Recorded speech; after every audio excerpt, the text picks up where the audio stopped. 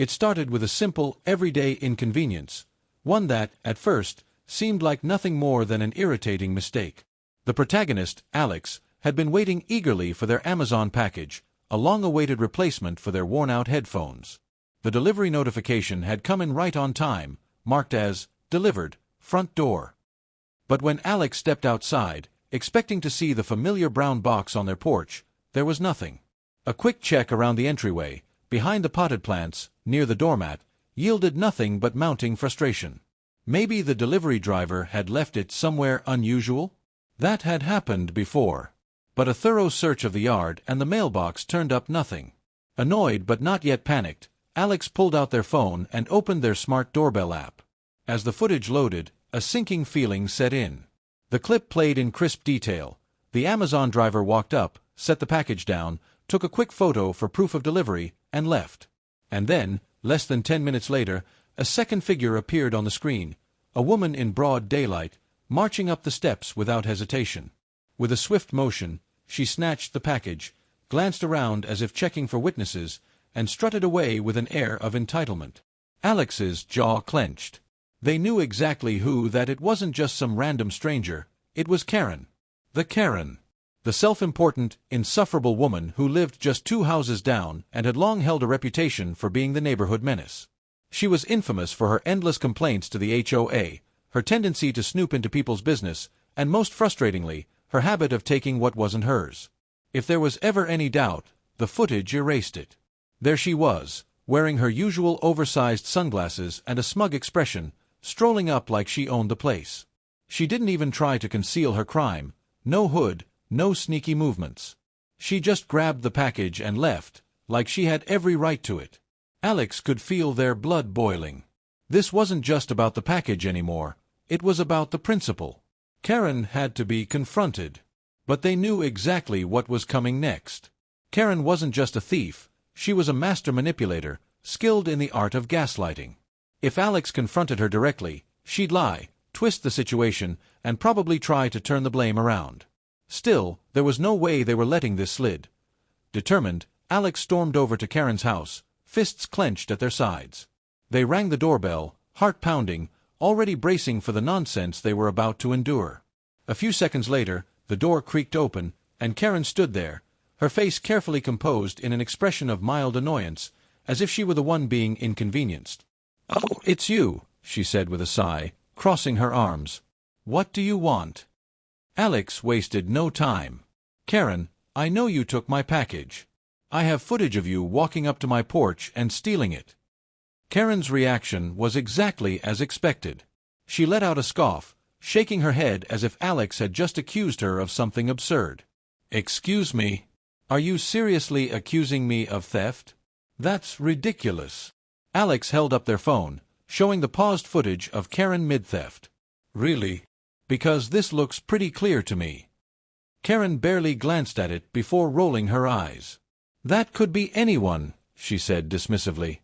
"Besides, I don't even order from Amazon. And why would I take your package? I have everything I need." The sheer audacity of her response nearly made Alex laugh. But they weren't laughing. "So, you're just going to stand there and lie?" "The footage doesn't lie, Kerren." Kerren sighed dramatically, putting a hand to her chest. "Wow. So now you're spying on the whole neighborhood? That's really creepy, Alex. Maybe I should report you for invading people's privacy." That was it. The classic Kerren move: deflect, gaslight, and make herself the victim. Defeated but not deterred, Alex left, already forming a new plan. Kerren might be able to lie to their face, but she wouldn't be able to talk her way out of her history. And that history was deeper than Alex had even realized. That evening, they reached out to a few neighbors in their community Facebook group, casually bringing up Kerren's name and asking if anyone had ever had a problem with stolen deliveries. The response was overwhelming. Comments flooded in, each one telling a new story. "She took my kid's birthday present last year. I had to fight tooth and nail to get it back." Another neighbor chimed in, "I caught her swiping my groceries off my porch. She acted like she thought they were hers." Someone else added, "I installed a security camera because of her. She's been pulling this crap for years." It turned out Kerren wasn't just a nuisance, She was a serial porch pirate, and everyone knew it. Alex wasn't alone in their frustration. The neighborhood had been dealing with her antics for far too long, and now, with undeniable video proof, it was time to make sure she finally faced some consequences. The next morning, Alex took their evidence to the digital court of public opinion, Facebook. They posted the doorbell footage along with a caption that simply read, "To whoever took my package yesterday, this is you. I'll be expecting it back, or I'll have to escalate." The post exploded. Comments, reactions, and shares flooded in. Neighbors who had been burned by Kerren before chimed in with their own stories, confirming that this was a pattern. People were furious. Some even suggested reporting her to the police, but others pointed out that small-scale thefts like this rarely resulted in real consequences. Kerren, however, wasn't taking the online backlash well. Within hours, she had jumped into the comments, spewing defensive nonsense. "Wow. This is so sad. Making up lies for attention? How pathetic." Another comment followed, "Whoever is spreading these rumors should be ashamed. Defamation is a crime, you know." But no one was buying it. The evidence was too clear, the witnesses too many. The more Kerren tried to defend herself, the deeper she dug her hole. Her usual tactics, denial, playing the victim, shifting blame, were failing her in real time. She wasn't just being exposed, she was being roasted. And for the first time, she wasn't in control of the narrative. But Alex wasn't satisfied with just a social media call-out. They wanted more than just public shame. They wanted to catch her red-handed, and they had the perfect plan in mind. After the social media post exploded, Kerren went unusually silent. She didn't comment again, nor did she attempt any more gaslighting tactics. But Alex knew better than to think she had given up. Kerren was the kind of person who thrived on getting away with things, and a public call-out alone wouldn't be enough to stop her. That's when Alex, with the help of their tech-savvy friend Mark, came up with the perfect plan, a GPS-tracked bait package. It was simple yet brilliant. Mark had an old GPS tracker that could be discreetly placed inside an empty Amazon box. If Kerren took the bait, they'd have undeniable proof of where she stashed her stolen goods. With excitement brewing, they set the trap. Alex printed out a fake Amazon shipping label and taped it to the box, making sure it looked like an enticing delivery. They even added some weight inside, just a few books, to make it feel real. Then, they placed the package on the porch, right in full view of the doorbell camera. Now, all they had to do was wait. It didn't take long. Just a few hours later, Kerren struck again, like clockwork. The doorbell camera caught her creeping up the steps, this time glancing around a bit more nervously than before. She hesitated for a second, as if debating whether or not to take it. Then, in one swift motion, she snatched the package and hurried off. Alex and Mark watched the GPS Trackers app in real time as the little dot moved down the street, straight to Kerren's house. Caught. Red-handed. The GPS proof was great, but Alex and Mark weren't satisfied with just tracking Kerren's theft. They wanted to give her a taste of real consequences. That's when Mark, ever the prankster, proposed something extreme, a booby-trapped package. "What if we gave her a real surprise?" he said with a mischievous grin. "Something she won't forget." That's when it hit them, hornets. Mark happened to know a guy, a beekeeper of all things, who could provide a small swarm of angry hornets in a sealed container. It was risky, sure, but if done right, it would be the ultimate revenge. They carefully designed the trap, a slightly larger box, with a thin compartment inside holding the hornet container. When the package was opened, it would break the seal and release the swarm. After carefully assembling everything, they placed the new trap on Alex's porch, camera rolling. The anticipation was almost unbearable, but just like before, Kerren fell for it. The footage showed her approaching the porch, clearly emboldened by the fact that she had gotten away with it so many times before. She grabbed the package, hurried home, and disappeared inside. Alex and Mark didn't have to wait long through Kerren's open window. They heard the unmistakable sound of shrieks, crashes, and the frantic flailing of someone being swarmed by furious hornets. A loud crash, probably a knocked-over lamp. Then another, glass breaking. And then, the piece de resistance, Kerren screaming for help. Neighbors came out to see what was going on, and soon enough, emergency services arrived. Watching from a distance, Alex and Mark could barely contain their laughter. It was poetic justice. Kerren had finally gotten a taste of real consequences, And it was glorious, as funny as it was. The stunt also attracted attention, specifically law enforcement. The paramedics treated Kerren for multiple stings, and she was livid. She immediately demanded that the police arrest Alex for biological warfare, her words. But once the officers saw the doorbell footage, it was clear she had stolen the package. Again. The GPS data and video evidence made it impossible to deny. But, frustratingly, the police weren't quick to throw the book at her. Porch piracy, despite being a growing problem, often didn't lead to serious legal consequences. They scolded her, took down a report, and left with a warning that she could face further legal action if it happened again. Kerren, furious and humiliated, was now the laughingstock of the neighborhood. But Alex knew one thing for certain. Kerren wasn't the type to let something like this go. She would retaliate. The only question was, how? The answer came sooner than expected. It started small, passive-aggressive nonsense that was so childish it was almost funny. One morning, Alex found their trash cans knocked over, garbage scattered across the lawn. A few days later, their Wi-Fi mysteriously started acting up, only to discover that someone had unplugged their router from the outside utility box. Then came the HOA complaints. Kerren, despite being widely disliked, still had connections within the HOA, and she weaponized them against Alex. Suddenly, Alex started receiving notices about property violations that had never been an issue before. Grass too long, decorative lights out of regulation, even a complaint about excessive noise despite being home alone all week. It was clear Kerren was trying to make their life miserable in any way she could. But Alex wasn't about to back down. If Kerren wanted to play dirty, they'd play dirtier. The ultimate glitter bomb payback mark, ever the mastermind, had one final plan, a glitter bomb, but not just any glitter bomb. This one would be legendary.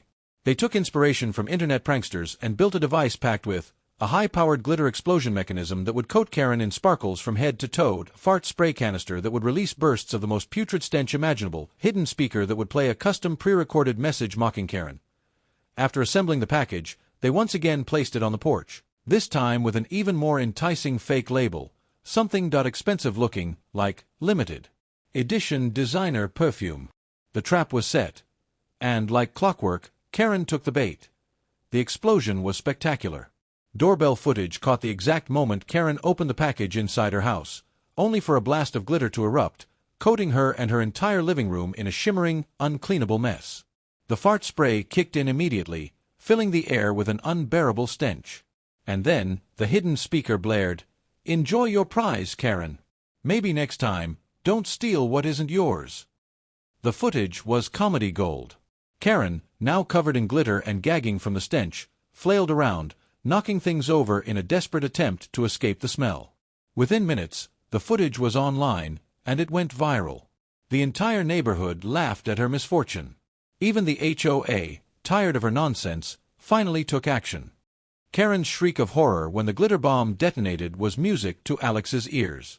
The footage was pure gold. She flailed around, trying to brush off the never-ending cascade of sparkling dust, only to make things worse. Every frantic movement sent glitter flying across her living room, embedding itself into her couch, carpets, and hair. The fart spray took effect almost immediately, and her gagging and dry heaving were the cherry on top. The moment she stumbled backward, knocking over what looked like a decorative glass vase, Alex and Mark lost it. They watched in hysterics as Kerren tripped over her own rug, slipping in what could only be a puddle of her own spilled drink. But the real magic happened online. The doorbell footage of her opening the package and freaking out in real time spread like wildfire. First, it hit the local Facebook group, where neighbors howled in delight at the long-overdue karma. Then, it was picked up by bigger pages, prank accounts, justice-served compilations, even a few YouTube reaction channels. Before long, Kerren had become an internet meme. The phrase, "Glitter Kerren," started trending in their community, and someone even made an auto-tuned remix of her screaming, which gained thousands of views. It was the ultimate, irreversible humiliation. And yet, somehow, Kerren still wasn't done. Kerren's last stand. The final act of desperation. Despite the overwhelming public embarrassment, Kerren refused to take the loss quietly. In true Kerren fashion, she doubled down. That same day, she marched right over to Alex's house, still half covered in glitter, her eyes wild with rage. She banged on the door with enough force to rattle the windows. "You think this is funny?" she screeched. "You think you can ruin my life? Alex, still enjoying the aftermath of her meltdown, barely held back a grin. "I don't know what you're talking about, Kerren. Maybe you shouldn't steal packages." Kerren's face turned an alarming shade of red. "I'm calling the police. You're going to jail for attacking me." That was so on brand for her. Lie, deflect, play the victim. But this time, it wasn't going to work. Alex simply crossed their arms and nodded toward their doorbell camera. "Good luck with that," they said. "I have everything on video. You stole my package, multiple times. And you just threatened me, also on camera. So, yeah, call the police. I'd love to see how that plays out." For the first time, Kerren hesitated. She knew she had no ground to stand on. But she wasn't about to admit defeat. Instead, she unleashed a string of insults, stomped her foot like a toddler, and stormed off. It was over, or so Alex thought. The next day, Kerren tried one last desperate move, filing a formal complaint with the HOA. In a hilariously transparent attempt at revenge, she accused Alex of creating a hostile living environment and engaging in harassment. But what she didn't count on was the entire neighborhood siding against her. Why now? Kerren had burned every possible bridge. The stolen packages, the constant lies, the gaslighting, everyone had a Kerren horror story. And after the glitter bomb went viral, the HOA was inundated with complaints, not against Alex, but against Kerren.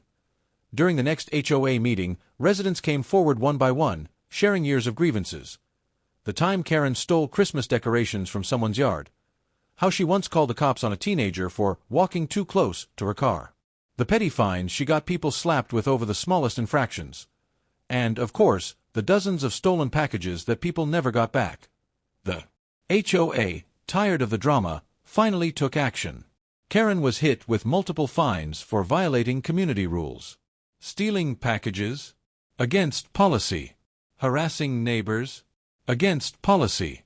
Causing a public nuisance? You guessed it, against policy. And with the whole neighborhood against her, she had no allies left. It was the beginning of the end, Kerren's final meltdown, and the sweet victory. At first, Kerren refused to pay the fines. She fought, argued, and even tried to claim she was being discriminated against, for what, no one knew. But with video evidence, witnesses, and her entire reputation in shambles, she had no choice. The fines kept stacking up, and before long, she was drowning in HOA penalties. Then, the eviction notice came. Apparently, Kerren wasn't even the homeowner, her landlord was. And after hearing about the viral incident and the growing pile of complaints, they decided she wasn't worth the trouble. With too many violations under her belt, the landlord refused to renew her lease. The news spread through the neighborhood like wildfire. People celebrated. Some even threw a goodbye Kerren party, which Alex and Mark proudly attended. And on her final day, when Kerren loaded up her car and prepared to leave for good, she made the mistake of trying to make one last scene. She rolled down her window, looked Alex dead in the eye, and snarled, "I hope you're happy." Alex simply smiled and said, "Oh, I am." And with that, Kerren peeled out of the neighborhood, never to be seen again. The neighborhood rejoices with Kerren gone. The neighborhood finally felt normal again. No more missing packages. No more ridiculous HOA complaints. No more passive-aggressive nonsense. Alex, at long last, received a package without interference. It felt like the most satisfying delivery ever. Mark, ever the prankster, turned to Alex with a grin. "So, what do we do with all this leftover glitter?" Alex smirked. "Save it. You never know when the next Kerren might show up."